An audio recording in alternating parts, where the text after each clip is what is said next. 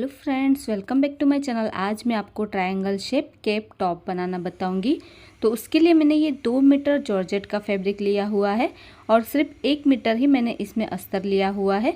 तो सबसे पहले हम टॉप पार्ट की कटिंग अस्तर पर करेंगे। तो अस्तर को मैंने 4 फोल्ड करके बिछाया हुआ है। जो मेरी साइड है वो इसकी बंद वाली साइड है और जो ऊपर की साइड है वो भी इसकी बंद वाली साइड है। और देखिए इसकी जो लंबाई मैंने रखी है वो 26 इंच की रखी है।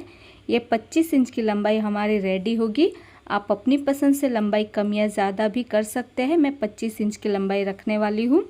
अभी देखिए शोल्डर के लिए हमें 7.5 इंच पर निशान लगाना है, क्योंकि हम इसमें आगे और पीछे का गला सेम ही बनाने वाले हैं। तो शोल्डर मैंने 7.5 इंच का रखा है और आर्म होल की लंबाई के लिए भी हमें 7.5 इंच पर ही निशान लगाना है। 7.5 इंच पर निशान लगाते हुए एक सीधी लाइन ड्रॉ कर देनी है। जितना हमने शोल्डर लिया है उतना ही हमें आर्म होल भी लेना है। अभी यहाँ से हम चेस्ट का मेज़रमेंट लेंगे। तो आपकी चेस्ट का जो भी मेज़रमेंट हो उसका चौथा भाग करना है और उसमें हमें 2 इंच ऐड कर देना है सिलाई मार्जिन के लिए।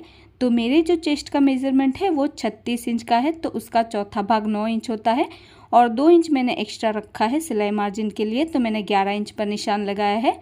अभी बैक आर्म होल के लिए हमें 1.5 इंच पर निशान लगाना है और फ्रंट आर्म होल के लिए 1 इंच पर निशान लगाना है और दोनों निशानों पर हमें राउंड शेप ड्रॉ कर देना है। अभी देखिए ऊपर से एक निशान हम 14 इंच पर लगाएंगे जहां पर हमारी कमर की चौड़ाई आती है। अभी यहाँ से हमें कमर की चौड़ाई का चौथा भाग करना है और उसमें भी हमें 2 इंच ऐड कर देना है सिलाई मार्जिन के लिए। तो मैंने 10 इंच पर निशान लगाया है। वेस्ट का 4th पार्ट करके 2 इंच एक्स्ट्रा लेना है। अभी नीचे से हमें हिप की चौड़ाई का चौथा भाग करना है और उसमें भी हमें 2 इंच ऐड कर देना है सिलाई मार्जिन के लिए। तो नीचे से मैंने 11.5 इंच तक का ही फैब्रिक कट कर लिया था। अभी दोनों निशानों को मिलाते हुए हमें साइड से भी लाइन ड्रॉ कर देनी है। देखिए इस तरीके से। अभी गले की चौड़ाई के लिए हमें 3 इंच पर ही निशान लगाना है, क्योंकि हम इसमें आगे और पीछे का गला सेम ही बनाने वाले हैं। तो गले की चौड़ाई हमें 3 इंच से ज़्यादा नहीं लेनी है। अभी गले की लंबाई के लिए हमें 5 इंच पर निशान लगाना है। देखिए गले की लंबाई आप 6 इंच की भी रख सकते हैं। मैंने 5 इंच की गले की लंबाई रखी है। ये आगे और पीछे का गला हमारा सेम ही रहेगा और इस तरीके से राउंड शेप ड्रॉ कर देना है। अभी जहाँ पर हमारी आर्म होल वाली लाइन है वहाँ पर हमें आधा इंच पर निशान लगाना है शोल्डर स्लोप के लिए और एक तिरछी लाइन ड्रॉ कर देनी है। अभी हमें बैक आर्म होल से इसकी कटिंग कर देनी है। तो जैसे हमने ड्रॉ किया है बिल्कुल वैसे ही हमें इसकी कटिंग कर देनी है। तो ये देखिए मैंने इसकी कटिंग कर दी है। अभी हमें इसमें से एक पार्ट को निकाल लेना है और एक पार्ट को निकालने के बाद हम इसे वापस से डबल फोल्ड कर लेंगे और फ्रंट आर्म होल की कटिंग कर देंगे।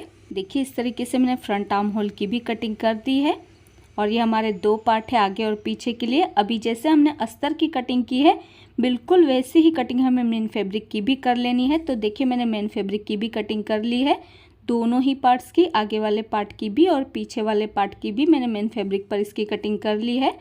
अभी हम ये जो बचा हुआ फैब्रिक है उसमें से हम कैप की कटिंग करेंगे। तो देखिए इतना फैब्रिक मेरा बच गया है 2 मीटर में से।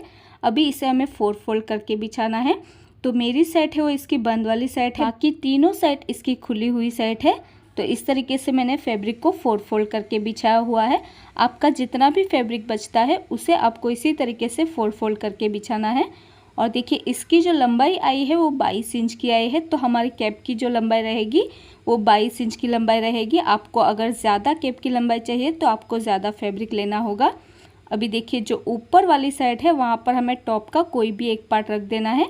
तो देखिए ध्यान रहे हमें फोल्डेड वाली साइड पर फोल्डेड वाली साइड ही रखनी है और जिस शेप का हमने नेक कट किया है बिल्कुल उसी शेप का नेक हम इसके ऊपर ड्रॉ कर लेंगे। ये देखिए इस तरीके से हमें नेक को ड्रॉ कर लेना है। अभी टॉप पार्ट को हम हटा देंगे और देखिए टॉप पार्ट को हटाने के बाद ये जो ऊपर वाली साइड है वो हमारी कैप की चौड़ाई रहेगी।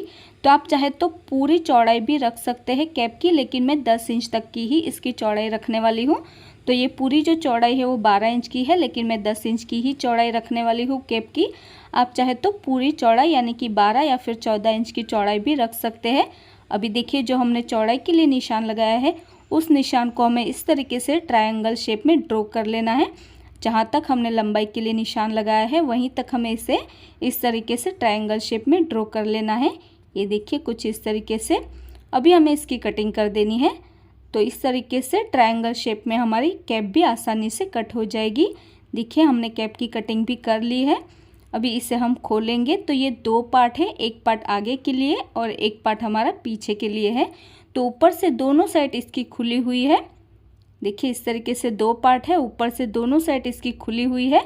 तो यहाँ पर हमें सिलाई लगा देनी है दोनों ही साइड से, तो ये दोनों पार्ट हमारे जॉइंट हो जाएंगे। अभी देखिए हमें मेन फैब्रिक के साथ अस्तर को जॉइंट करना है, तो हम इसे पलटेंगे नहीं, ऐसे ही मेन फैब्रिक को हम उल्टा ही रखेंगे और उसके ऊपर अस्तर को रखेंगे और इसे चारों ही साइड से हमें सिलाई लगाकर अस्तर के साथ अटैच कर लेना है।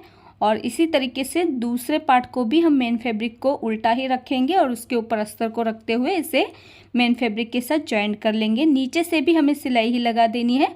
तो देखिए मैंने मेन फैब्रिक के साथ अस्तर को जॉइंट कर लिया है दोनों ही पार्ट में सिलाई लगाकर। तो दोनों ही पार्ट हमारे रेडी हो गए हैं। अभी हमें एक पार्ट को सीधा रखना है और उसके ऊपर दूसरा पार्ट हमें उल्टा रखना है और इसके शोल्डर जॉइंट कर लेने हैं दोनों ही साइड से। तो ये देखिए मैंने इसके शोल्डर जॉइंट कर लिए हैं दोनों ही साइड से। अभी हम इसके आर्म होल को पहले रेडी कर लेंगे। तो आप चाहे तो इसमें स्लीव भी लगा सकते हैं। तो आर्म होल के ऊपर हमें तिरछी पट्टी को सीधी साइड से ही अटैच करना है और इसके ऊपर हमें सिलाई लगा देनी है और पट्टी को डबल फोल्ड करते हुए हमें उल्टी साइड पर पलट देना है। और इसी तरीके से दूसरे साइड के आर्म होल के ऊपर भी हम तिरछी पट्टी अटैच कर लेंगे सिलाई लगाते हुए और पट्टी को डबल फोल्ड करते हुए हमें अंदर की साइड पर पलट देना है। ये देखिए इस तरीके से पट्टी को हम पलट देंगे। तो देखिए मैंने आर्म होल के ऊपर तिरछी पट्टी अटैच कर ली है दोनों ही साइड से। अभी हम इसके ऊपर कैप को अटैच करेंगे। तो देखिए कैप में दोनों साइड पर मैंने सिलाई लगाकर इसे जॉइंट कर लिया है। अभी हमें टॉप वाला पार्ट उल्टा ही रखना है। ध्यान रहे हमें टॉप वाला पार्ट उल्टा ही रखना है और दोनों साइड के शोल्डर के ऊपर हमें कैप को भी उल्टा ही रखना है। तो शोल्डर से हमें शोल्डर को अच्छे से मिलाना है। देखिए ये जो जॉइंट में हमने सिलाई लगाई है वो दोनों ही साइड की सिलाई हमारे शोल्डर के ऊपर ही आनी चाहिए बराबर से। देखिए इस तरीके से हमें जॉइंट के साथ जॉइंट को मिलाना है और पहले हम इसे पिन्स लगाकर अटैच करेंगे ताकि हमें सिलाई लगाने में आसानी हो। तो पूरे ही राउंड नेक के ऊपर हम पिन्स लगा देंगे और पिन्स लगाने के बाद हमें इसके ऊपर सिलाई लगा देनी है पूरे ही राउंड नेक में। तो देखिए मैंने इसके ऊपर सिलाई लगा दी है पूरे ही राउंड नेक के ऊपर। अभी हम इसमें छोटे छोटे से कट लगाएंगे।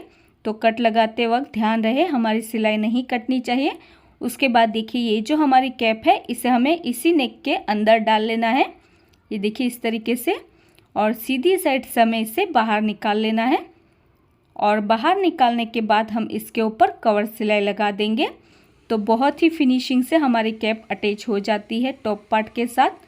उसके बाद देखिए ये जो कैप की बॉर्डर है इसमें अगर आप स्टिच करवाएंगे तो इसका फॉल बहुत ही अच्छे से आता है क्योंकि ये कैप हमारे ट्रायंगल शेप में है। या फिर आप इसे डबल फोल्ड करते हुए इसकी बॉर्डर में सिलाई भी लगा सकते हैं। तो देखिए मैंने कवर सिलाई लगाकर कैप को अटैच कर लिया है और इसकी बॉर्डर को भी मैंने फोल्ड कर लिया है।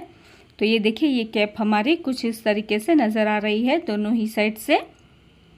अभी हमें टॉप पार्ट को उल्टा कर देना है और देखिए कैप हमारे अंदर डाल लेनी है। कैप के ऊपर हमारी सिलाई नहीं लगनी चाहिए और साइड में हमें 2 इंच का गैप रखते हुए इसकी फिटिंग कर लेनी है। तो दोनों ही साइड से हमें 2 इंच का गैप रखते हुए इसकी फिटिंग कर लेनी है क्योंकि हमने 2 इंच का लूजिंग छोड़ा था। अगर आपको थोड़ा सा और लूज़ चाहिए तो आप 1.5 इंच की भी सिलाई लगा सकते हैं।